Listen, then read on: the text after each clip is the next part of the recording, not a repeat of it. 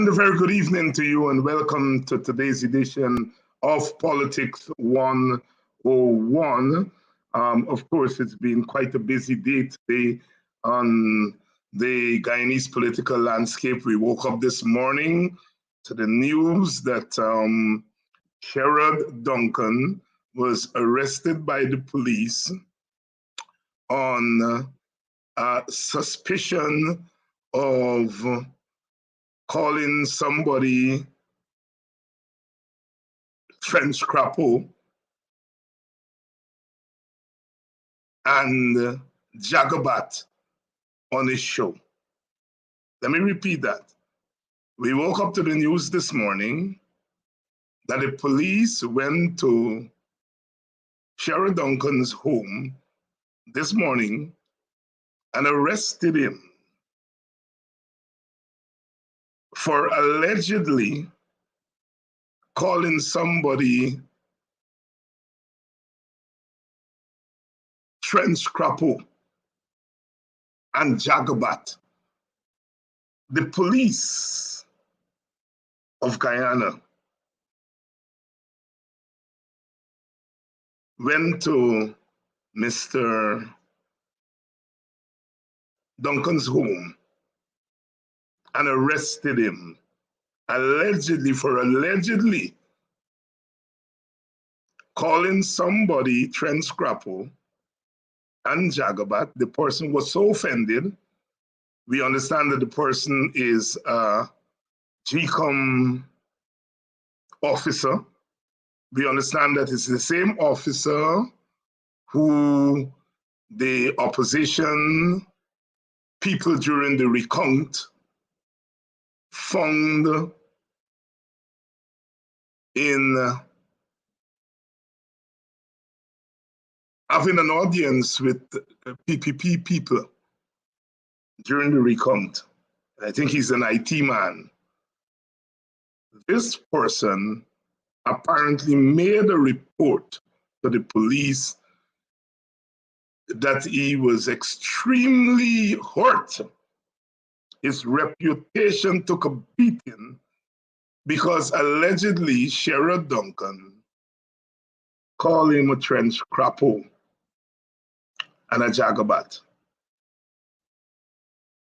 You know, listen, let me say a couple of things. I spent 5 weeks in Guyana, and the indiscipline I saw on the roads in Guyana, the drivers. I passed the police at a corner, and before I can meet the other corner, the madness on the road. I would think that the police want to spend more time dealing with the craziness on Guyana's roads than going to arrest a man for calling some other man French crapaud and Jagabat. That is what we have been reduced to. That's one. There is so much more for the police to do than to be used by the political government to go after opponents. The second thing I want to say, that the PPP has been running around for months talking about the mayhem that is being done by these shows, Sherrod Duncan, Mark Benshop, Rickford Burke, Davin Matthews, Kidaki Amsterdam, David Hines. Oh my goodness, they're spreading hate on the internet. They need to be gotten rid of.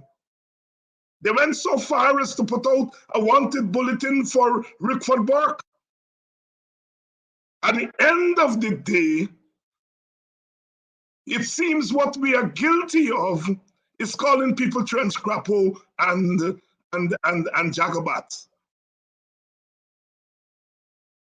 After all this running around and telling the world about the hate, all the hate they can find is French crapaud and Jagabat. It is clear that this government wants to silence all opponents. All opponents.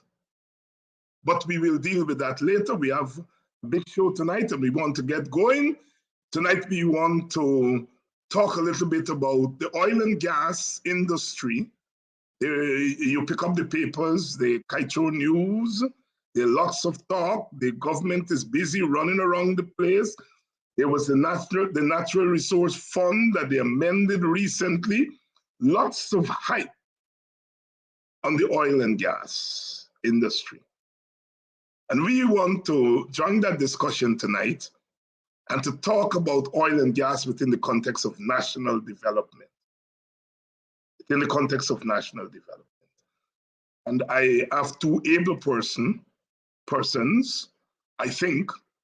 Erick Phillips, who is not a stranger to most of you. He is a person that has been part of the development discourse in Guyana, the discourse on national unity. He's a prominent member of ACDA. And as I said, he's an all-rounder because he has dealt with so many issues as far as our national development is concerned. And then we have Mr. Elson Lowe, a young man who worked at SARA. Erick Phillips also worked at SARA. As I go along, I'm remembering Erick's long resume or CV. So we have Elson Lowe, who worked at SARA, and now I think is attached to the office of the opposition leader as an advisor. He ran for the position of treasurer in the People's National Congress, but he's, I heard him first on Mark Benchop show, and I immediately liked what I heard. Mark warned him that I will try to recruit him. And I may not be able to recruit him to the party that I belong to, but I've recruited him to come on to the Politics 101 family and to share his expertise and his perspectives on the oil and gas industry and national development. So share the link, let everyone know that Politics 101 is on. And of course, we on this show is about what they call high quality discussions. I assume the PPP is listening. I assume the police or whoever they get the information to would be listening. And I can assure them that they are going to be in to some serious education tonight.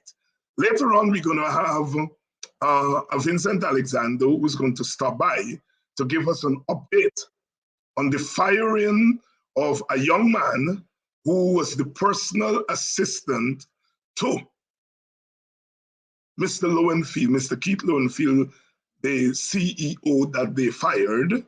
And now they have fired his personal assistant on some charge that he fiddled with GCOM information in some computer. We're going to get the lowdown when Vincent comes on later on. But for now, let's begin the show with Mr. Erick Phillips and Mr. Elson Lowe. Gentlemen, welcome to Politics 101. Thank you, David. Hi, thank you. Good to be on. Thank you much. Look, if someone were to take a trip from some far corner of Guyana, the world, from let's say West Africa or somebody down in Argentina or somewhere who's not familiar with Guyana, and they're hearing that Guyana discovered oil 6 years ago, 7 years ago now as we're going in to 2022. And you all are to give them a quick sketch of what has transpired since then. I know, Erick, you're among other things a teacher. You lecture at the University of Guyana. So I'm going to put you on the spot and ask you to take the new ball. What would you tell that person in a nutshell? I'll give the young man some time to catch his notes in his head. But you as the senior, you got to go first. Well, David, I would first say to them that Guyana has been extraordinarily fortunate in that we have a tremendous amount of oil. And on a per capita basis, we have one of the highest reserves per capita in the world. And it's very good oil. one of the best quality of oil in the world. I would also say to them that we have one of the worst contracts in the world. It's an odious contract that should be renegotiated. We get about 14 and a half cents a dollar, and yet places like Saudi Arabia are getting 70 cents a dollar. I would also say to that person that Guyana seems to be where everyone is rushing. We have people of all nationalities here. We have all of Exxon's friends, Halliburton, Schlumberger, Saipem, etc., and that there's very little opportunity for Guyanese companies to participate in local content, which is critical to national development. I would also say that from an African Guyanese point of view, we're almost excluded from the entire process.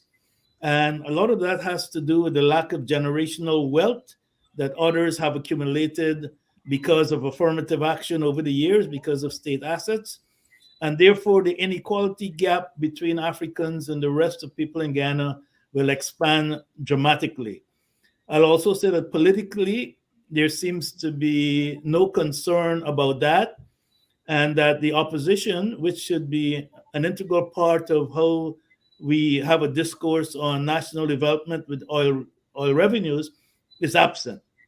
Absent because they're not involved in the institutions that govern oil, and but also absent because of the confusion, the leadership confusion in the party.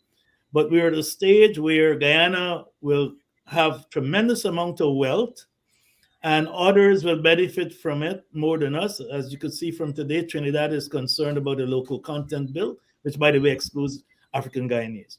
So in a nutshell, we have an opportunity to become extremely wealthy, but it seems as if only a few Guyanese will benefit, along with the usual suspects, Exxon, Hess, etc.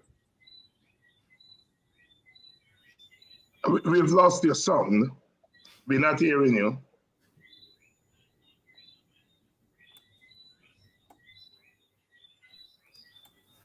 Are you hearing me now? Yes, I'm hearing you now. Did you miss everything? Probably the last minute or so, half a minute. Yeah, what I was saying is that we have tremendous wealth that will be developed in Guyana, but it seems as if everyone will benefit except Guyanese, and especially African Guyanese.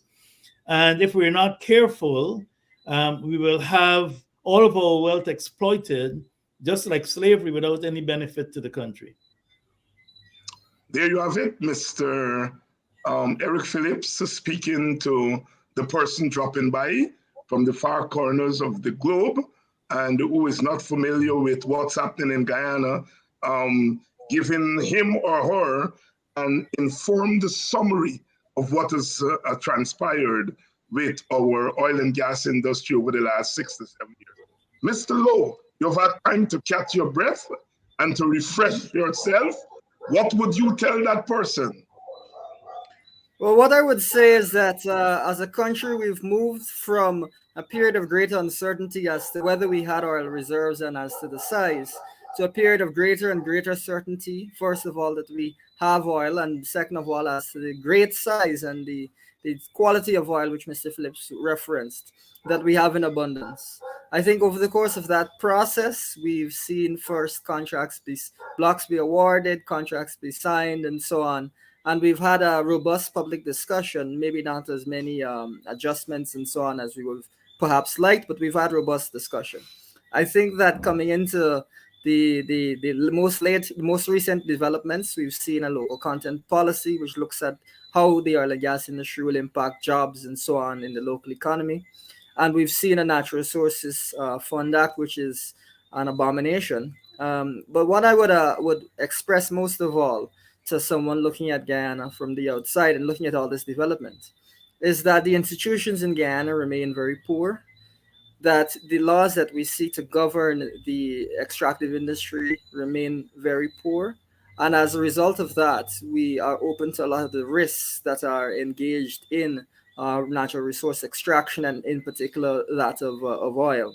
Oil is a funny commodity. It is a commodity which does not always produce good outcomes, does not always produce development, and can in fact wreck an economy. And so what I'd say is that we on the one hand seem to be quite blessed, But if we don't get our institutions right, if we don't have the right direction, we may see ourselves go down the wrong path. So we're in an interesting place, a place of greater certainty in some regards, but a place of greater uncertainty in other regards. Elson Lowe, a young economist, and giving his take on the oil industry. Let's go to the beginning. The contract. Erick, you mentioned the contract. And we have had this long back and forth vis-a-vis the contract. From your perspective, describe the contract, as you said. It's a bad contract. What is bad about the contract, and what can be fixed about it, and why it's not being fixed? It's an odious contract. It's one of the worst oil contracts ever developed, even though Exxon and its advocates would tell us that they had all this uncertainty and risk, and we should be happy with the 14.5 cents. There's a cost recovery element of it, 75% of it, which diminishes what we get in terms of revenue share. 75% of all costs are paid by Guyana. So that in itself is ridiculous. We really don't get the benefits. And if you look at the contract, it's contrary to our constitution in many ways. I know that there are some lawsuits that are planned, and I saw that Glenn Lyle today is taking the government to court. But the contract should be renegotiated. We're hearing that contracts are sacrosanct and cannot. To me, that's a lot of crap. It's an odious contract that no other country would accept. The dilemma we have, though, is that with Exxon being a sovereign state in its own, it's difficult to negotiate. I think people in Guyana should stop thinking it's Guyana's oil. It's American oil. It's Exxon's oil. Exxon has a ton of American shareholders and institutional shareholders, and the U.S. government is not going to support Guyana to renegotiate a contract, neither with Britain, France, or anywhere else. We're on our own. It was a poorly designed contract in terms of what we signed. We had very little say in developing it. As a matter of fact, the Exxon lawyers probably wrote it, and our politicians, not versed in international business or in contract law, just signed it because they're just happy to get a small piece. And that's what we've gotten, a small piece. And any government that tries to renegotiate this contract will probably be thrown out of power. This is Exxon's lifeline. Evan Ellis, in January 2020, in the Journal of Americas, wrote that Guyana has 30 billion barrels of oil in the basin. Exxon says they found 10. But we know that there's a lot more oil, a lot more high quality oil. And the way in which we're getting these findings, we have 27 so far. It's a game of stock price manipulation, because they know what is there and they're just stretching it out. But we have a ton of oil. It's high quality oil. It's the best quality oil in the world. The contract is lousy, and perhaps through local content, we could have clawed back some of this in terms of getting our companies to participate in the operational spend. But our business community has been traders. They've not been sophisticated business people. And so we're left with the dilemma where we have a local content law, but we don't have the technology, we don't have the capital, we don't have the skills, and we don't have the certification to truly participate in local content so that we could claw back some of this. So is the cup half empty or half full? The cup is very full, and we're getting a dribble. Quite a picture there, Mr. Lowe, from a Guyanese standpoint. Quite a bad picture there. Do you share much of that? What I would say, the contract, yes.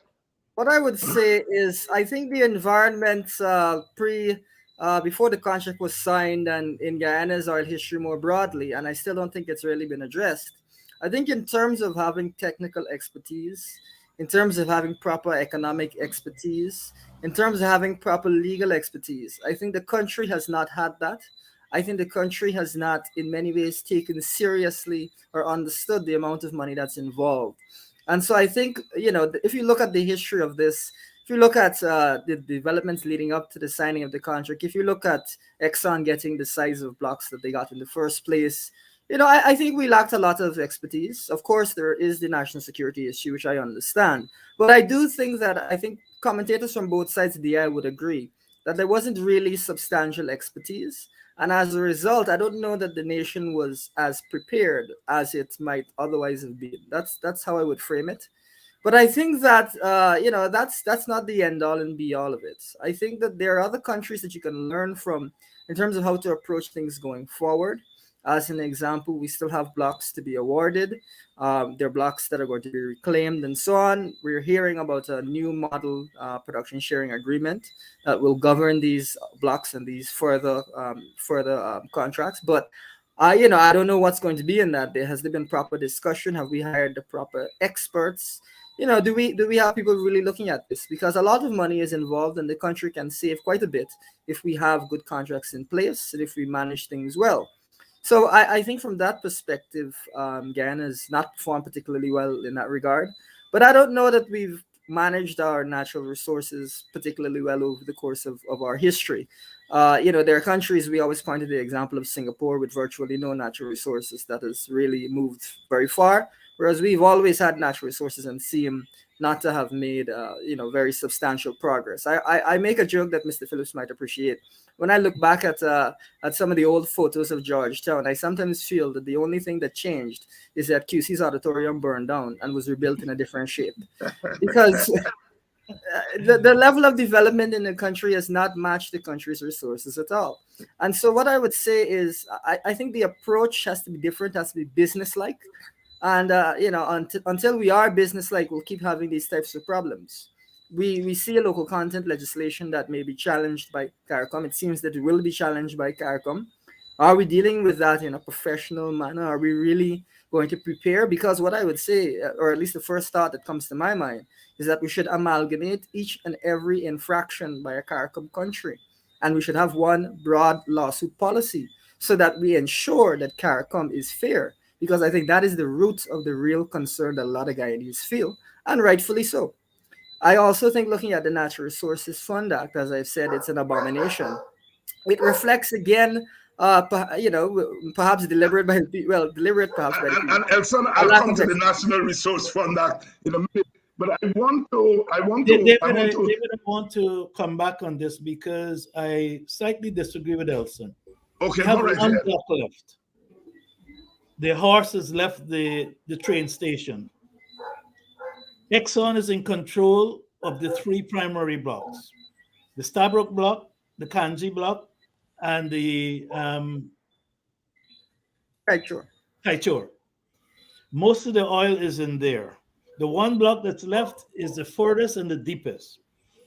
A new production sharing agreement isn't going to help us with the three blocks that are already been given out. And those blocks are probably worth $100 billion each. In terms of us managing properly or not having the expertise, again, our politicians believe that the business of politics is politics. The business of politics is business. We have Guyanese with expertise who could have helped them. I'm a chemical engineer. I have all sorts of international awards. I've been on Business Week international cover. I've run businesses worth $16 billion in 8 countries. There are many like me. We were never involved because the politicians believe that oil is about politics. Yes, it's about politics, but it's about business. And the same thing continues. We keep addressing Exxon as if the business of politics is politics. The business of politics is business, and the business of business is business. And we need to learn that. And we need to get the best qualified Guyanese, and they exist, to help. And I agree with Elson that we manage things badly, and I don't see any change. I don't see any strategy to have 1,000 engineers over the next 20 years, 50 environmentalists, all the skills that we need. I don't see any movement in the local content bill that deals with technology transfer. So we are still playing marbles in a game in which people are playing with diamonds. And so until we learn to work together and to include all Guyanese, we will have a problem. Look at what's going on. We heard a week ago by Hess that Roger Porter is doing a national development plan for us. How could a foreigner do a national development plan for us who's clueless about our culture, our goals? What Roger Porter should have been hired to do is to renegotiate the contract from 14 and a half cents to 70 cents. He's a brilliant guy. We've read most of his books. He has a great book, The Competitive Advantage of Nations. There's Porter's Five Forces, his three generic strategies. But he is not Guyanese. He doesn't understand the development model we want. We want an inclusive society. He is a neoliberal economist and planner. So his focus is going to be on the development profile of the states, which results in tremendous inequality. We don't want that type of inequality in Ghana, but that's the path we're going on, where very few people are getting the abundance of wealth in Guyana, and we're moving to a situation where of extreme inequality. So we should learn these lessons. They're not difficult lessons, but our politicians on both sides of the aisle refuse to understand that we cannot develop this country with one party, and that we cannot get the best out of our oil if we're divided, whilst Exxon and Hess and the others are exploiting us. Before I go to Elson, Erick, who is this fellow, this Mark Porter? Is Michael Porter? It's Roger Porter. Roger Porter. Who is he? Yeah, he's an American. He is one of the most brilliant strategists. He has many books. When I was a White House fellow, he was the head of the Council on Competitiveness of the United States. And at that time, they were looking at the 10 technologies they must dominate: space, this, that. He's a brilliant person. But who is he speaking with? Is he dialoguing with us? What does he know? The first thing he should be looking at, if he's developing a national development plan, is doing the proper environmental scheme, which is political, economical, technological, etc. We cannot develop Guyana with a winner-take-all system. Is he addressing that? Who has contracted him? Is it Hess?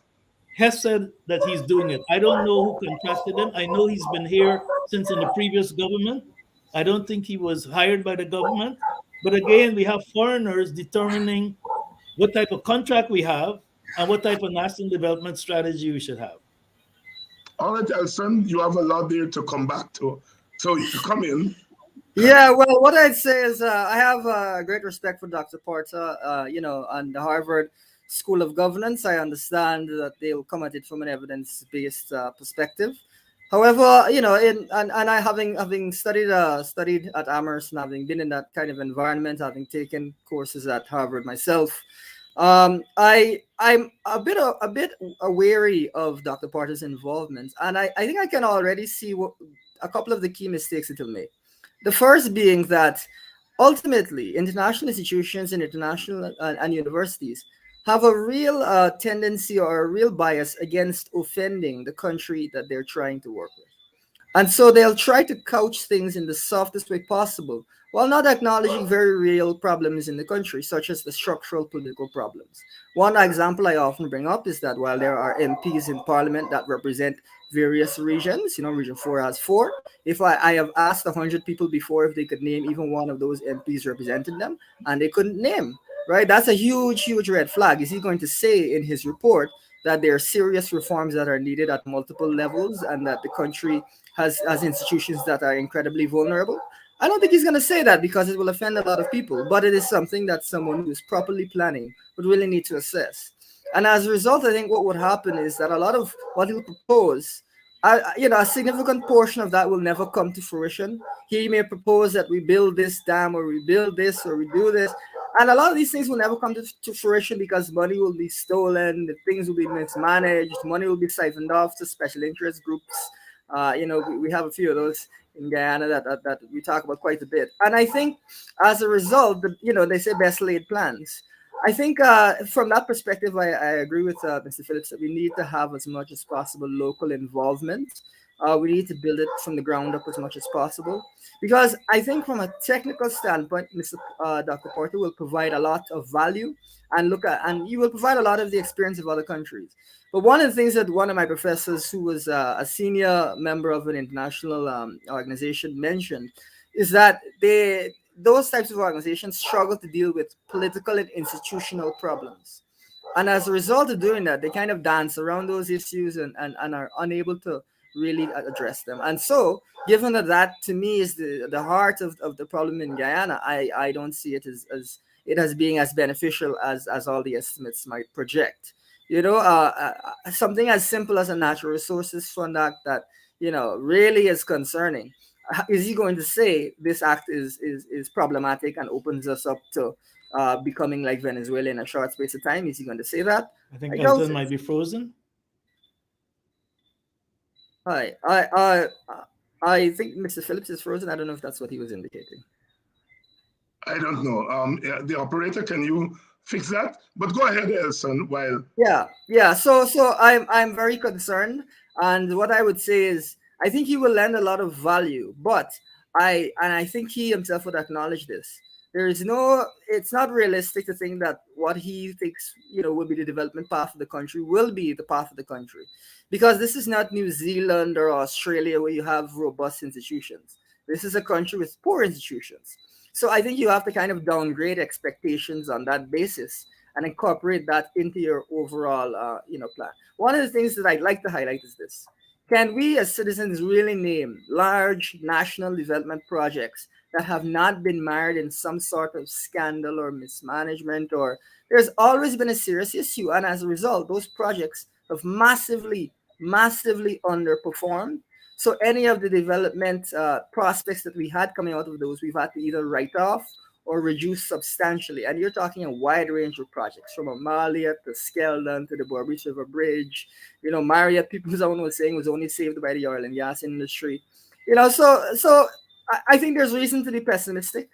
And unfortunately, unless we really deal with the core issues, we'll continue to have to be a bit pessimistic.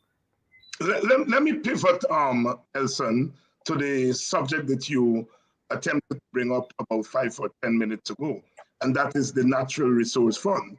The assumption of the Santiago model is precisely what you were describing just now, that these countries are not able to manage their economies properly.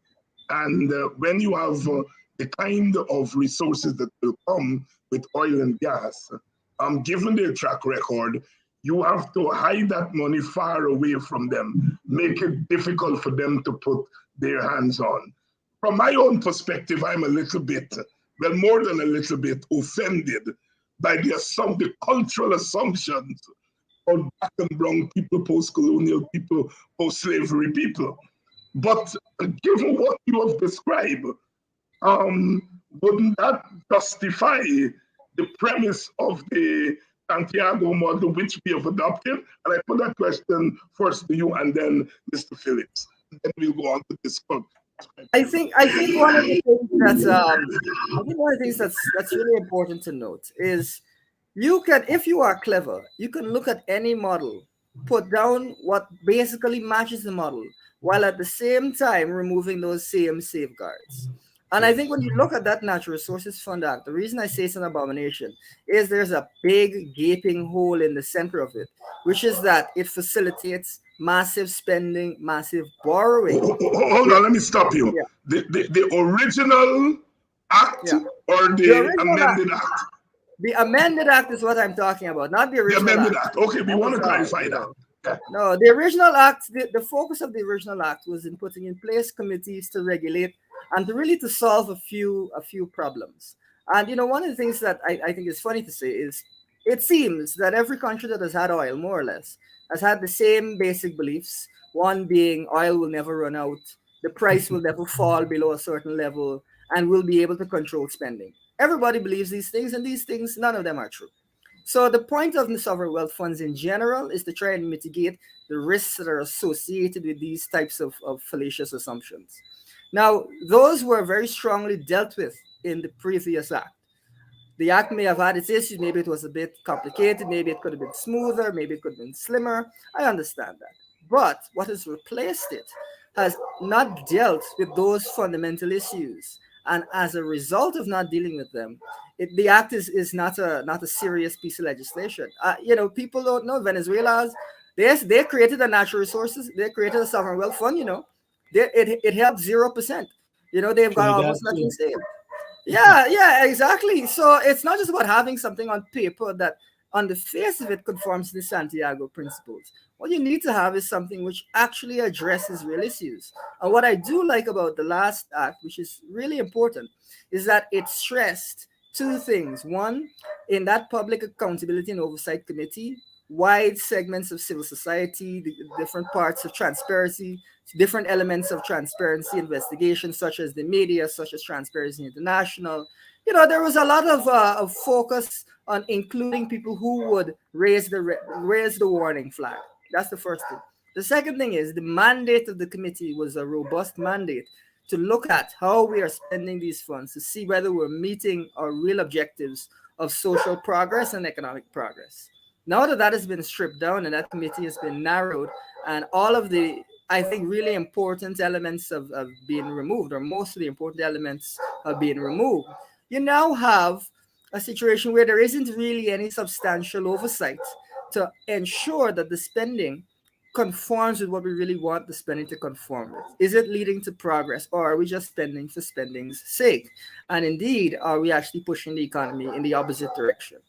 And so this act is incredibly concerning. And when married to the fact that they've removed the macroeconomic committee, which was supposed to look at how much we withdraw and whether it's having negative impacts on the economy, it feels a lot like a Venezuela-style sovereign wealth fund, which is a very concerning thing to be feeling.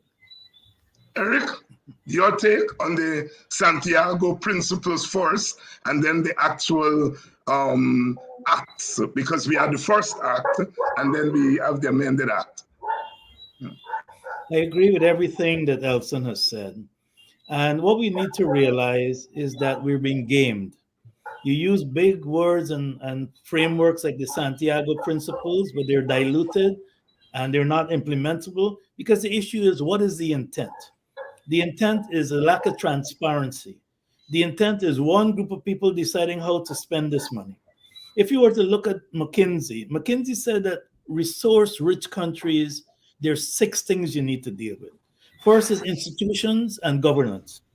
We have poor institutions, we have weak governance, we have a winner-take-all system that is anticlimactic to Guyana's sustainable development, and therefore, right away, you see that we're on a path of poor management. Infrastructure, we're doing some things about that. But what is the overall architecture? The third element of the McKinsey model is fiscal policy and competitiveness. What are we doing in our society, in our business community, in our schools, in our educational architecture to make sure that we're becoming more competitive and we could diversify like Dubai? And more importantly, what is the fiscal policy? Who's driving that? Then local content development. We have a law that is toothless. We have all these targets, but we don't have the capacity to do it. I would have done it very differently, and you would have had penalties. I would have forced technology transfer, because our companies are small. David, there are 5 types of companies in the world. They're domestic companies, they're exporters, they're international, multinational, and global. Developed countries have all 5 of those types of companies. Developing countries only have domestic companies and exporters. We don't have the technology, we don't have the legal framework, we don't have the financial architecture to really drive all. We don't have the technology, we don't have R&D, we don't have a human resource strategy at UG that is aligned with a national strategy for creating capacity in the next 10 years. Then spending the windfall, which is what comes back to the NRF. We have no vision as to how we're spending it. Right now, we want to draw down everything. We're borrowing against it. We don't even understand what is the broader framework. What are we leaving for the future? So all these things. And then, of course, what is our economic development model? Roger Porter's model can never be Guyana's model. I'd rather see a Chinese model. Instead of having Roger Porter, I'd prefer to have Robert Reich, who is another U.S. person who understands developing countries. Roger Porter has never developed a plan for any developing country. His strategies are great, his theories are great, but it's for developing countries to continue to exploit developed countries, vice versa. For developed countries to continue to exploit developing countries. So you'll see all sorts of things in his plan. But when you look at the 6 components, we are in deep trouble because our politicians, again, aren't bringing in the right technical people to frame everything. What they're looking at is the revenue stream and how to spend it and how to get their hands in it and how to win the next election. And that's Erick Phillips and Elson Lowe. We are discussing oil tonight, but we're discussing within the context of development. We've talked about the Natural Resource Fund. We've talked about the contract.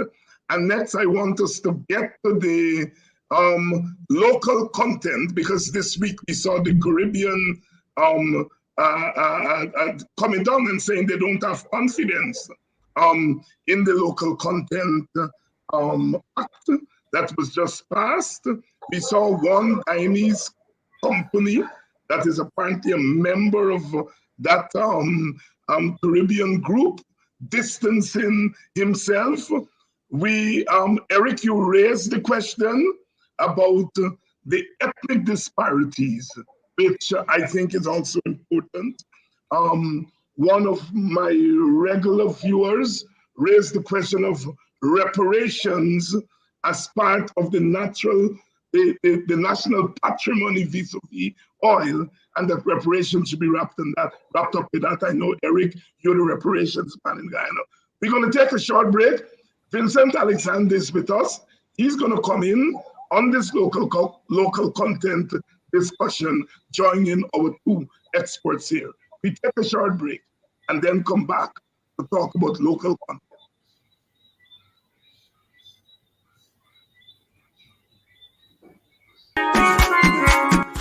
Please help keep Politics 101 on social media and broadcast television.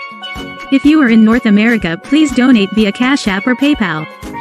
If you are in Guyana and the Caribbean and don't have access to Cash App and PayPal, email your pledge to dhines6106@aol.com and we will direct you how to get your donation to us.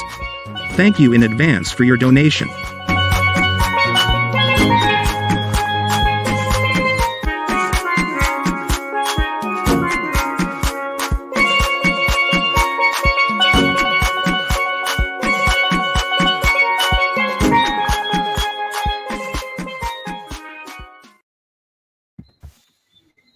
Thank you and welcome back to Politics 101. I want to say good night to my friend, countryman, Orin Newton. I am permitted to say in Boston we call him Bumbo. He's a very loyal viewer, and I want to shout out to him and to say good night to everyone, and let's show some love to our brother Shera Duncan, who now you can be locked up for calling people Trent Scrappo and Jagobats and all those kind words that we talk about Chinese language, the West Indian language. Would love to hear use more. The old people used to use them very creatively, and now you can be charged for language. A man call you a Jagobat, you're walking down the street in the village of Georgetown, and you call him back Van Skillamite or something. We ban those things. No, police. A man call you a Jagobat, you say, yeah, you're a refugee self-store. No, this PPP is afraid of the word Jagobat. They're afraid of Trent Scrappo. My goodness, after all the chat about us preaching hate and all that thing, all they could come up with is Trent Scrappo and Jagobat. Oh God, what people say, we meet where we'll go. Anyhow, let's get on with our business here. Vincent, are you there? Can we get Vincent in, Mr. Operator? While we await, yes, here is Vincent Alexander, sporting a new look. I haven't seen you in that look, my brother. But that's the story, you know. A little beard can change you up in a matter of days and weeks. You've been listening to Erick and Elson on the discussion. I know you are not an oil and gas man, but you're certainly a man who deals a lot with the whole question of equitable distribution. You want to make some preliminary comments? Well, you're quite right. You've caught me, in a sense, on the back foot. But I suppose a good player can also play shots off of the back foot. There you go. My concern on this matter of oil and gas, and my concern on the matter of local content, is that neither of the two takes into consideration the landscape of Guyana in terms of wealth distribution and the need for equity. We are in a decade referred to as the International Decade of People of African Descent, where there is an assumption, a premise, that is not local, it's international, but the people of African descent have suffered deficits in recognition, justice, and development. One would therefore expect that if we are pursuing national policy in terms of local content and national policy in terms of the National Sovereign Fund, that situation will be taken into consideration so that mechanisms are placed within those institutions to address those three concerns: recognition, justice, and development for people of African descent. But I would be bold to say that in the first instance, people of African descent were not taken into specific consideration in the consultations. And I can say that because the International Decade for People of African Descent wrote to the ministry, to AG's chambers, asking for representation and never got a response. Subsequently, we got word of a consultation that was taking place. That was essentially a consultation 2 to 3 days before the local content bill was being placed in Parliament. And we don't consider that serious because obviously the bill has already been crafted and there was no mechanism in place really for the consultation to impact upon the bill and therefore what we now have as an act.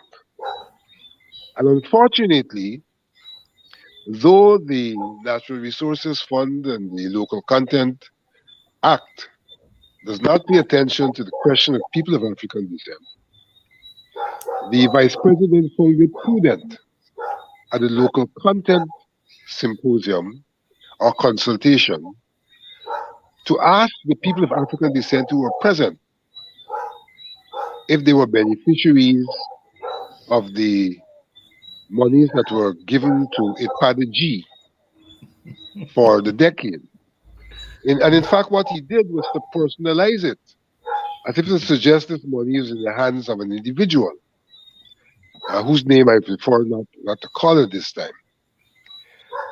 And so it can't be that he's unaware or they're unaware of the decade and what the decade means, but rather than addressing the questions that are posed by the decade, questions which are not, as I said, local questions, they're international questions, he sought to use the forum to denigrate efforts being made by the people of African descent to address the decade. So much of what's before us does not represent anything national, anything patriotic. It obviously represents the views of one set of people that manifest in the fact, in the parliament there was a policy that once something was of national import, of national significance, then that matter would be referred to a select committee. And in both instances, the National Resource Fund and the Local Content Bill, there was a refusal to refer them with the argument that we didn't have time and all of that. But clearly, it had been the policy in Guyana to have such matters referred to a select committee. And referrals to select committee really is an indication of an attempt to observe good governance in terms of inclusion of people in the process of decision making. But we saw that that was pushed aside in the interest of something called expediency. Let's get this done quickly because time is going and things are happening. Things are happening and will now happen without the input of people who are affected by those things which are happening. So I think that Guyana has struck another low in terms of its governance, in the way in which these two acts came to fruition. And there you have Vincent Alexander, who said, I caught him on the back foot, which he's not the best on the back foot, but after listening to him, I would advise him to play a lot more from the back foot. And you're in the tradition of some good West Indian back foot player. Roy Fredericks, our Guyanese player, was a joy to watch on the back foot. 169 against Australia in 1975-76. And you remind me as you were commenting there of that innings. Good back foot player, not to forget Rohan Babalal Kanai, who was not tough on the back foot, but he fall on his back and execute the genius, not of just of the back foot, off his back and hit the ball out for six. And you're me, young Elson. I critique the national. Allow me to comment on the Kanai. Kanai did not only play off the back foot, he played off of the back. There you go, off the back. Shot that he played virtually on his back. Yes. A genius of a player. For me, the greatest Guyanese batsman of all time, Rohan Babalal Kanai from Port Morenton, the current team. A joy to watch in his time. Elson, if you get some time, check them videos. There are a few of them on Rohan Kanai. But critique the local content bill. What is good about it and what is bad about it? And what is not so bad and what is not so bad? Well, I don't know if I can play strokes to match what's going on here tonight, but I'll do my best. So I think that the local content bill obviously did not have the types of consultations that we would have wanted to see. And I think as a result, you see absent from it any reference really to diversity or anything like that. That is robust. But I think one of the things that's important to understand about local content policies is that unless they're taken in concert with a broad strategic plan, they're not as meaningful as we would like them to be. And one of the things that really concerns me is that we don't have in place a proper plan to fill the workforce needs that will become increasingly apparent, especially in the oil and gas industry.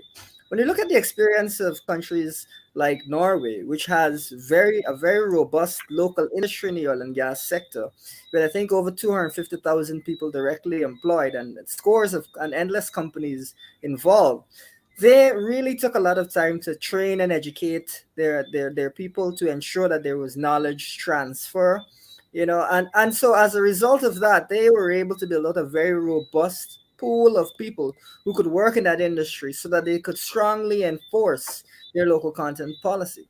So I think as much as this policy may make an attempt to do those things, I don't know that it will be successful. And I'm not seeing the matching effort on the other side to do the same thing. We're hearing instead that there might be importation of labor, which raises all sorts of other questions. One being, if you have people already in your country, why are you importing labor? The second being, where is this labor coming from?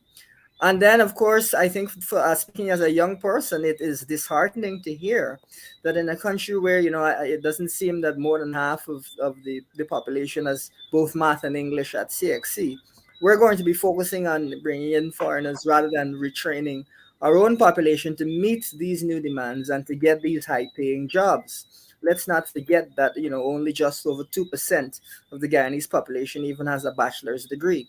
So really, we should have been restructuring and refocusing on educating our people so they can fill these positions, so we can meet local content, the way that it should be met. As it stands, I don't know that this law will lead to anything. I find in Guyana that we have a lot of laws that are not enforced. There's something on the paper, but it never really ends up meaning anything. And I suspect that the local content law, at least in regards to personnel, maybe end up being just like those types of laws because there aren't plans in place. So that is deeply concerning.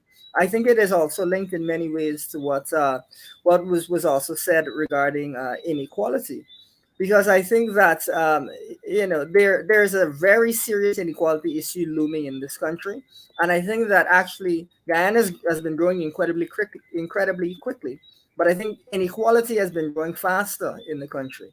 And I think that if we continue to have only 2.3% of the population with bachelor's degrees and less than 1% with a doctorate and nonsense to that like that, we're going to see inequality get totally out of control, where foreigners will have all of the good jobs and live in the good neighborhoods and have the good life, and Guyanese will see their standards of living actually decline. So I think Mr. Alexander really brings up a very salient, a very important point that needs to properly be addressed. Local content policy is a way to address it, but only if it is done in concert with a broader strategic plan, the way that the Norwegians had a broader plan as to how they wanted to ensure they could get over 250,000 people employed in that industry.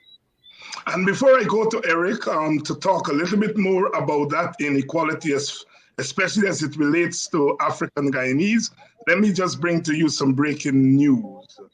In the last hour, it has been reported that the DPP advises police to charge rank over the Boston killing. Finally, the DPP has advised the police to charge the rank that was involved in the Orange Boston shooting. Only 2 nights ago, I had, who we had on 2 nights ago? We had Mayor Robertson, and we were discussing this issue. As the old people would say, "God not sleep," and it's, it's better late than never. We know from experience that charging does not necessarily mean conviction, and it does not necessarily mean we've seen what happened with the Henry boys. They've charged, but we are nowhere near justice. At least we can say thanks, because they've been playing around with this matter for months, and finally the DPP has moved. I'm going to break the protocol a little bit and ask you gentlemen for a quick comment on that development, and then we get back to the substantive issue. Starting with you, Erick. I think it's progress. I was actually in Essequibo the day before he was killed. We had a reparations meeting, and they've been pussyfooting about it, so it's good news. Vincent? Well, I agree with Erick. It's good news, but certainly the population has to continue to be vigilant, to create the environment which does not allow this matter to slide, and that justice is indeed pursued. There are going to be lots of issues here about witnesses and all of that are critical issues. And so we really at the commencement of a process, and we cannot become too joyful about what has occurred, because what has occurred, if not followed through on, could well see justice not being meted out. Young Lo, any comment? I have family in the area, so I know that this will bring them some degree of relief. However, I know that they will not rest easy until this is the full course of justice is served here, and we get a proper resolution to this. It has been, I think, quite traumatic for many Guyanese, both in that area, but in general.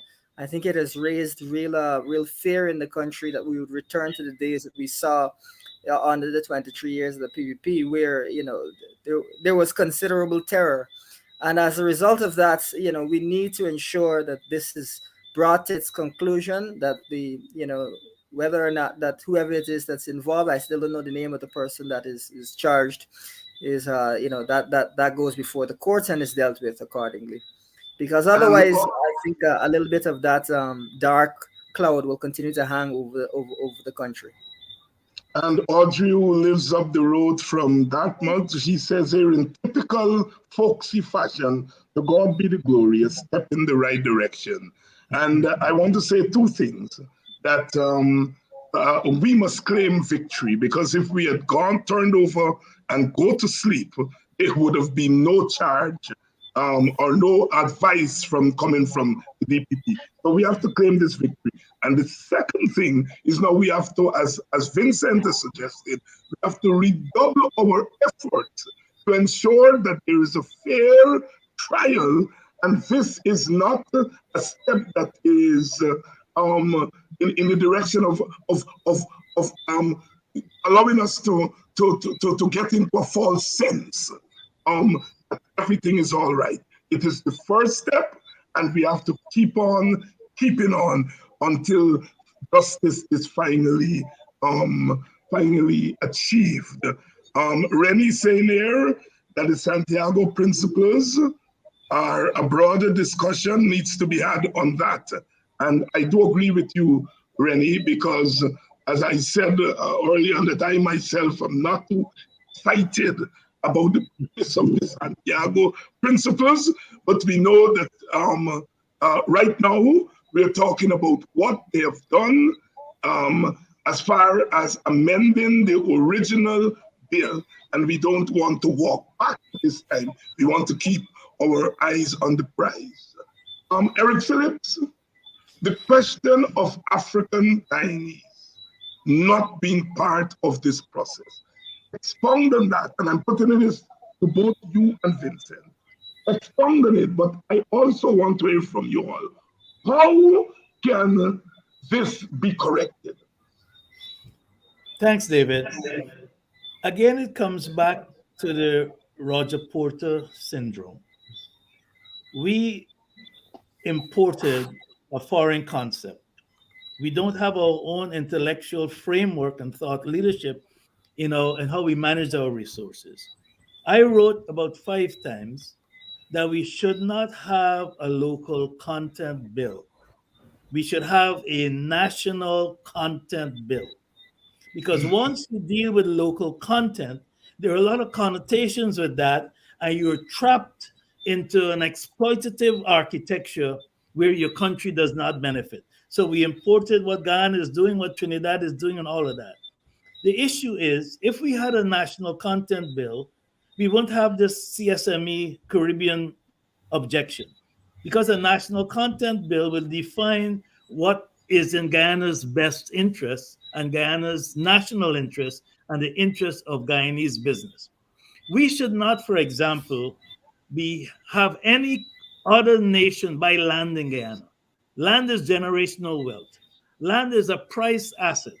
And since we don't have comparative advantage in oil, we could have used land to leverage ourselves into joint ventures and into other local content deals that we now cannot do because land is being open to everyone else, including somebody living in Russia or Germany or Alaska.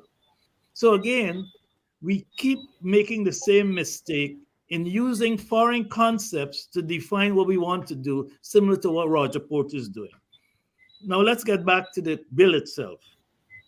There's no affirmative procurement for African Guyanese, and that should have been an integral part of the bill. And here's the argument. Our private sector is saying that Trinidadians are foreign and therefore should follow behind them. But they're not talking about local content within Guyana, which means that local content, Africans should be part of that process. So they're talking out of the two sides of their mouth. So they're talking about other countries in the Caribbean should stand in line behind them, but they want Africans also to stand in line behind them because there's nothing there. So there's no ethnic preference. If you look at the generational wealth that oil is creating, it came from previous state assets that other groups got. They were affirmed, whether it's gold, whether it's land, whether it's procurement, whether it's contracts, whether it's forestry. Other groups were affirmed and we were not firm. So they have this generational wealth that they're now using to platform into oil, leaving us behind. You look at the top 1,000 companies in Guyana. Where are African Guyanese companies? We need to be affirmed. You look at what is going on now in terms of shore bases, in terms of all the things that are going on. We are excluded because we have probably 3 firms, Bassiv and a couple of other firms that can participate. So the local content bill ignores us completely. But let me get further. Even with the oil blocks, there were 7 oil blocks given out. Indians got 5, a Portuguese got 1, and Africans got none. Duki himself got 4 oil blocks, whether he's with CGX or the other company he was with. So as you look at the broader issue of local content, we're excluded. Now, CARICOM is an interesting story because Trinidad has over 100 years of oil infrastructure and oil experience. And they're arguing subsidiarity in the Treaty of Chaguaramas and all of that. And they'll probably win that. If we had gone down the national content philosophical framework, we could have ring-fenced some of those things, protected Guyanese businesses, protected African Guyanese, protected Amerindians, so that the wealth that we have is ours. Right now, most of what's going on in local content is out to Trinidad, including food and water. And are now we importing, the oil industry is importing food and water from Trinidad? Yes, it's coming to Trinidad into the rig. We don't have any proper ways of monitoring it. Massa is complaining, the head of Massa is complaining today in Trinidad about the bill, but he's dominating local content in here in terms of food. All of our small supermarkets are being destroyed between Massa and the Chinese, foreign Chinese. So we need to have some sort of consistency. And I think we don't have the intellectual framework to create a proper local content bill because we didn't focus on it from our national interest and from a national content point of view. But it's a weak bill. There's no technology transfer.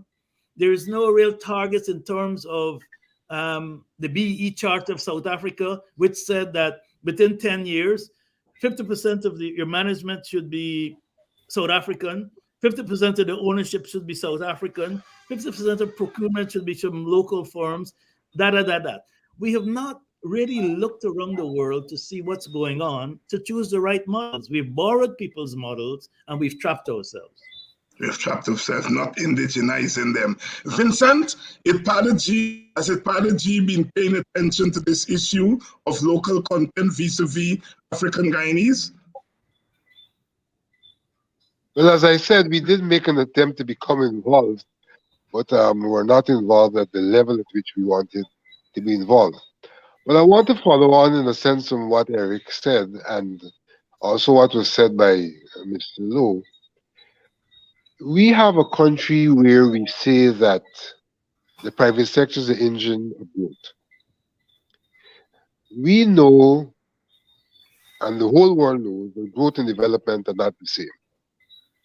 That growth speaks to economic activity, but does not speak to economic justice or distributive justice or reparative justice.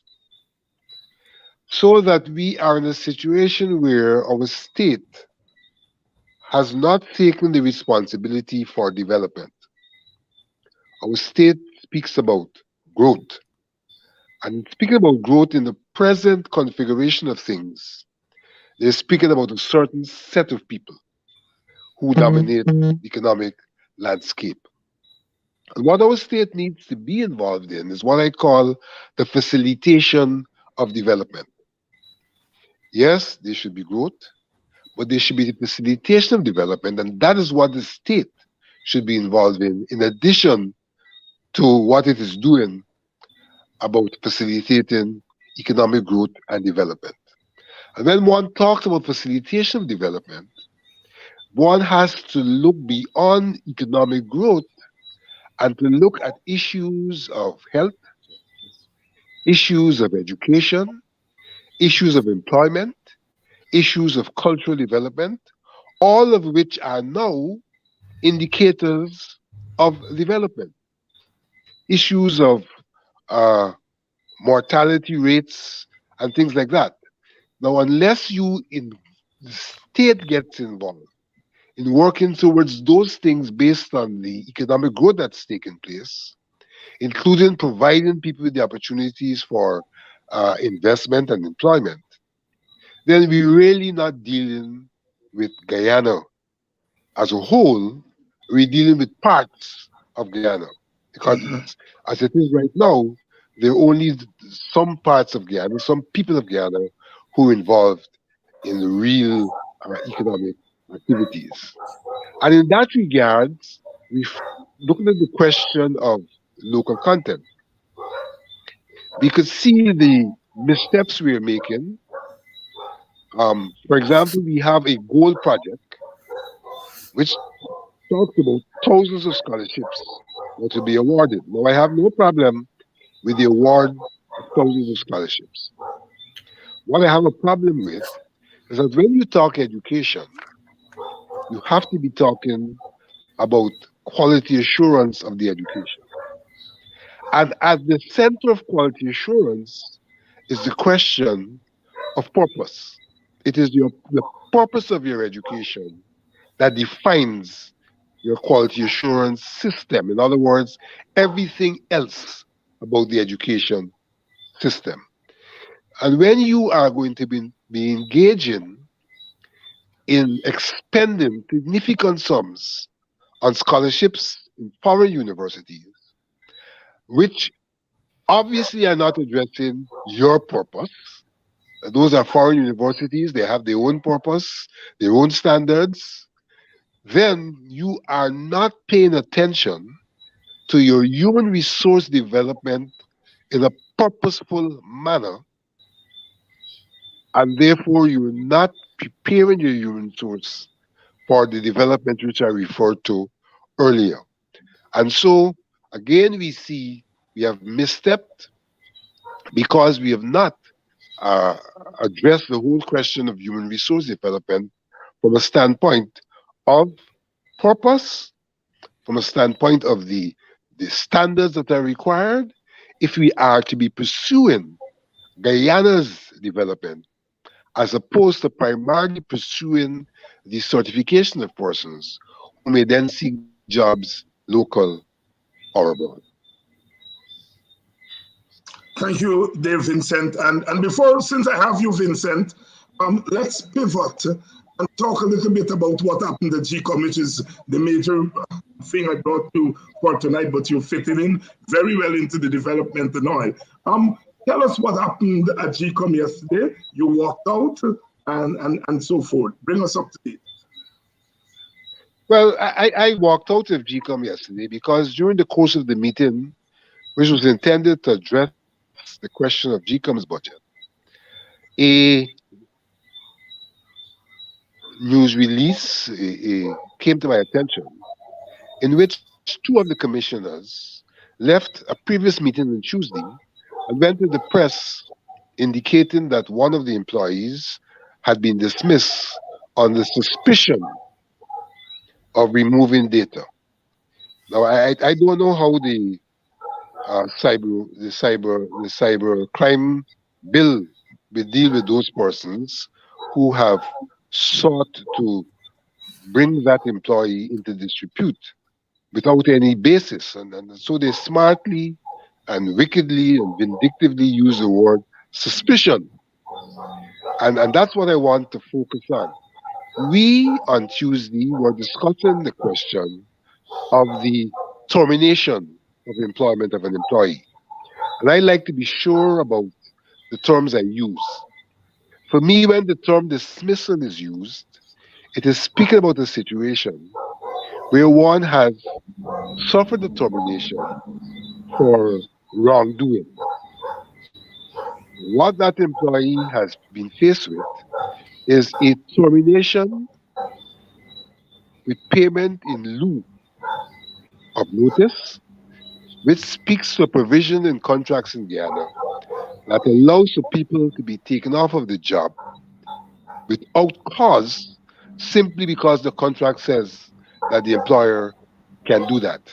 And in my view, this provision has been seriously misused in Guyana, and more specifically in recent times, misused in GCOM. So that people can simply lose their job because somebody in authority says, well, we don't want them anymore. And they don't have to show any reason or any cause.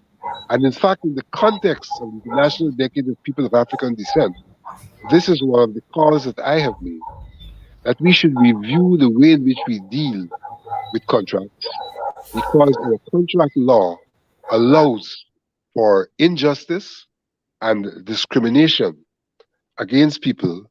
And since the public service is largely a place where people of African descent are located, then they're the greatest sufferers in that regard. So when they went to the press to make this pronouncement, it annoyed me because the day before, as far as I'm concerned, the matter had not been concluded. This matter came up last week. The chairperson of GCOM had previously indicated that this employee, who was employed as a personal assistant to the chief elections officer, would be granted a transfer to another department in the instance that the chief elections officer exercised his right to determine who should be his personal assistant. When the matter came up, I raised the question as to what was the disposition of the chairperson to this termination. And I raised it within a legal context.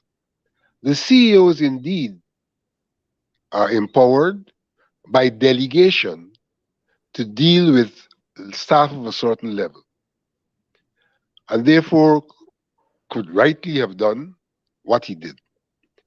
But when one is dealing with delegation, the ultimate responsibility still resides with the principal. And in this instance, the principal is the commission. And so when the matter was raised in the commission, there were those who sought to say that it's a done deal simply because the CEO did it. It can't be a done deal if the commission is the principal and the CEO is merely an agent carrying out delegated functions. And therefore, the extent to which the matter was still under discussion at the commission, and the extent to which the chairman undertook to look at the various documents in relation to the matter, is the extent to which this matter really should not have been in the public domain as some kind of a dismissal, because it is still under consideration. But I noted that as we sought to argue the point that the matter was still under consideration, and that the matter rightfully could be dealt with by the commission, there's one commissioner said, it's a done deal, we got to get rid of impartial people. And so it occurs to me that without presenting a case that people have been targeted, and that in this particular instance, this individual has been targeted, and some commissioners have sought to ensure that this person is gotten rid of, although we have not discussed and finalized the question of the commission's disposition in relation to the act of the chief executive officer.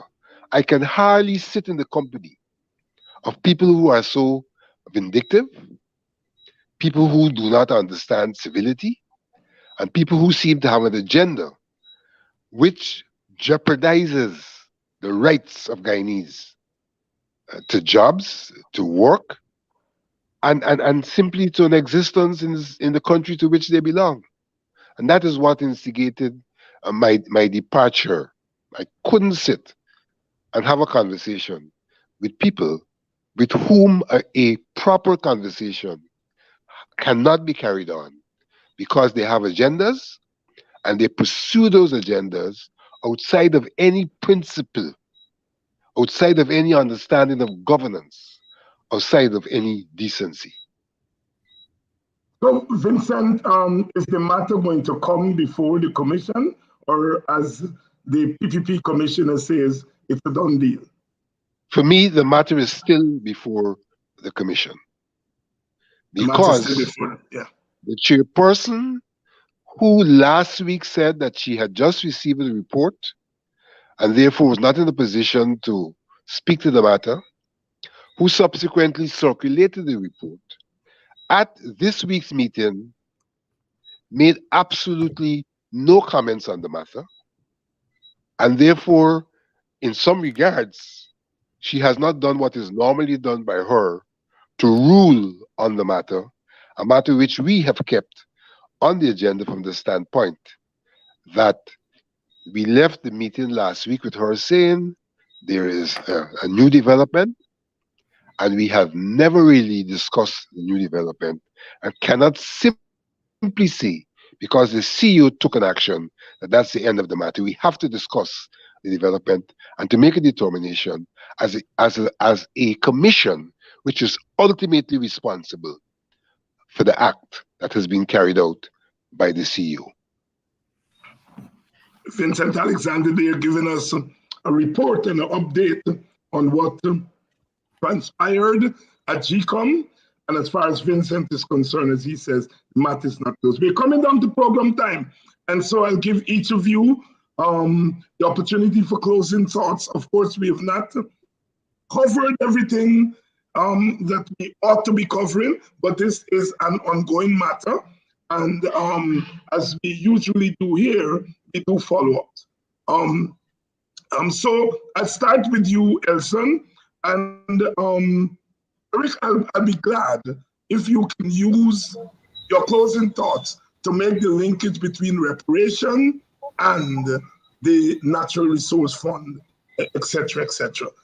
Elson, you go first, please. Yes, thank you. Well, what I would say is I think it's really important for Guyanese to ask themselves this question over and over. Am I better off than I was before? Am I better off than I was before Guyana had oil? Is this year a better year than the last? Is governance in this country going in the right direction? Because there's no point, as Mr. Alexander alluded to, that we grow in huge numbers. I think the world, it has been estimated we're going to be the fastest growing country in the world this year. It's some 49% growth. There's no point in us growing if people's lives are not getting better. It is a real possibility that if oil and gas revenues are mismanaged, you can see a decline in people's standards of living. It has been observed in other countries. Equatorial Guinea actually saw things fall, their standards of living fall due to incredible amounts of corruption after they received oil, after they first started to produce oil.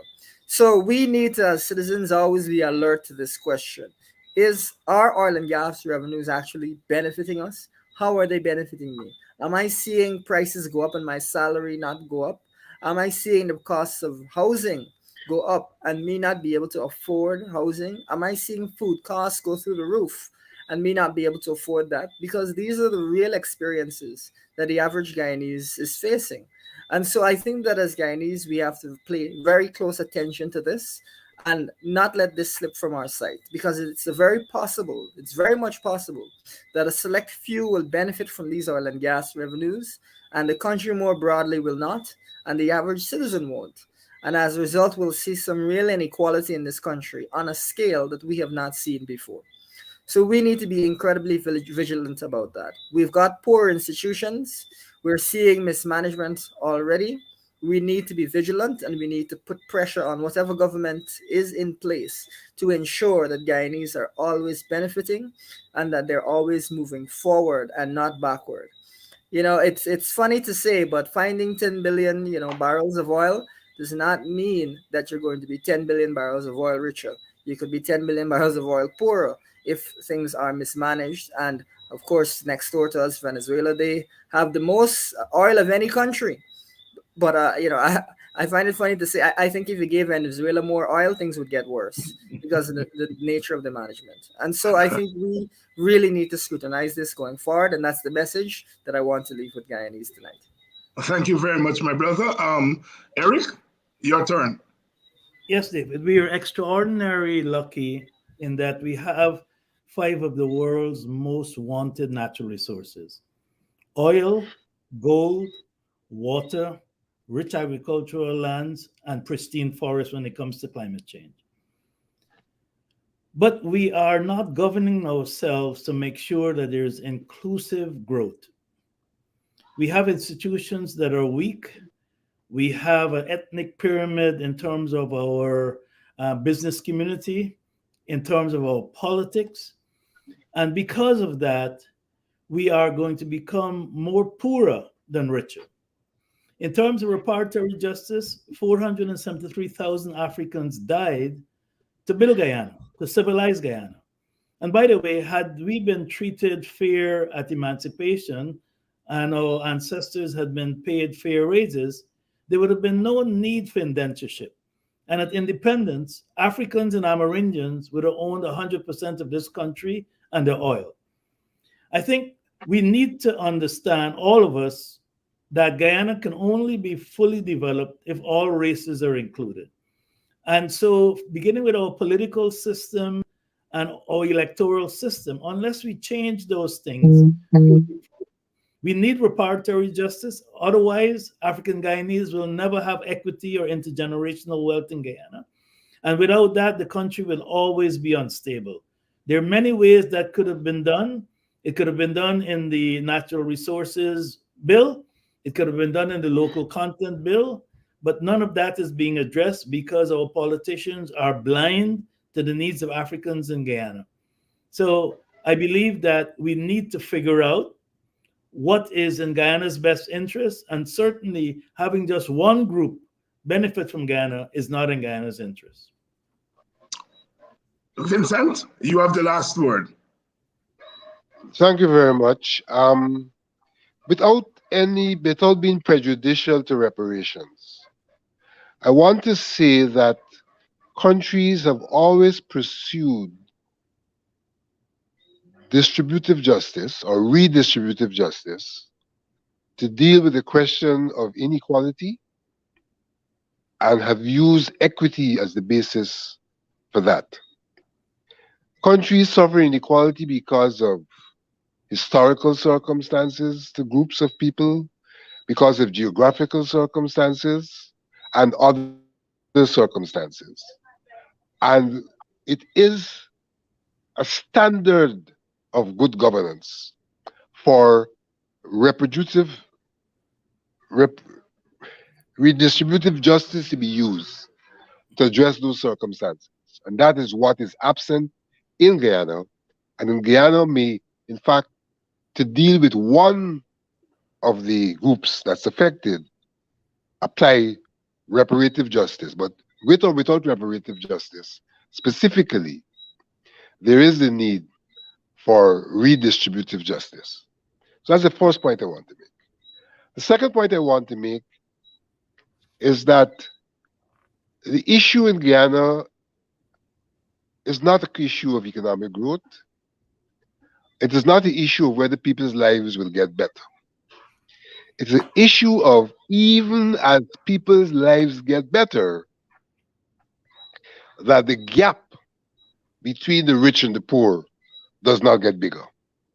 That's the critical issue here. People, you may have absolute betterment for people, but you may have relative retrogression for the same people who have an absolute betterment. And what ought to occur is that there should be progressive growth and development for all people rather than an increasing gap. And the policies being pursued point to that increasing gap, even if we have a situation of economic growth. In a sense, we will have economic growth and not have development of the people of Guyana. And the final thing I want to say is that countries grow by the development of institutions that address the concerns of the people, that provide for equality, that provide for equity, that provide for harmony. And what we are seeing is the absence of the development of such institutions.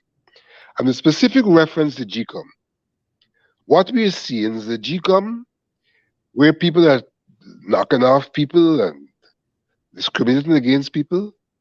And when the issues of the institutional development of GCOM arise, there are no responses. And so that in terms of growth and development, GCOM is comatose in a way in which much of the country is comatose.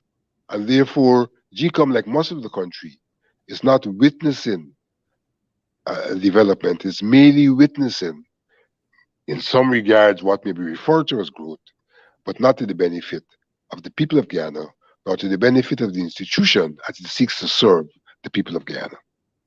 Vincent Alexander, Elson Lowe, Erick Phillips, I want to thank you all for coming on to Politics 101 and enriching our discourse. As always, from the comments in the section, they have great respect for our panelists, very edifying discussion.